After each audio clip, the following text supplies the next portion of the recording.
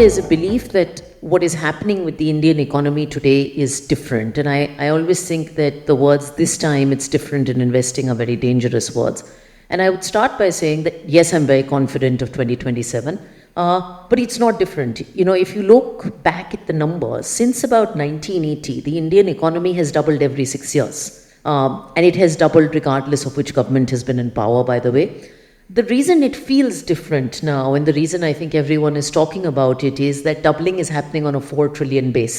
So the scale is different, and you see the scale in everything that's happening when you go to our cities and towns. And, you know, we represent Indian business in about 60 cities in India, so we see that. The second is that India is, where I remember the last bull run of equities, 2003 to 7, India was one story in the book. Today, India is the main chapter of the book when so much is happening. So that's why it looks different, but it really isn't different. I think the three reasons for my confidence I would summarize. One is demographics. I think the migration from $2,500 to $5,000 per capita is very powerful, and everybody's talked about that.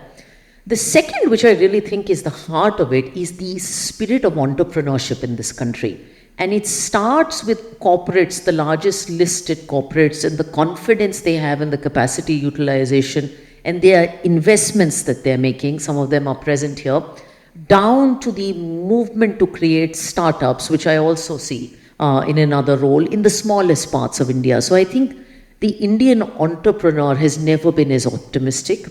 And the third is you've got a policy environment, and it could be policies reforms like PLI, it could be digital public infrastructure, it could be what SEBI is doing, but a policy environment that is actually doing what corporate India wants it to do. So I think these are the three reasons for my optimism.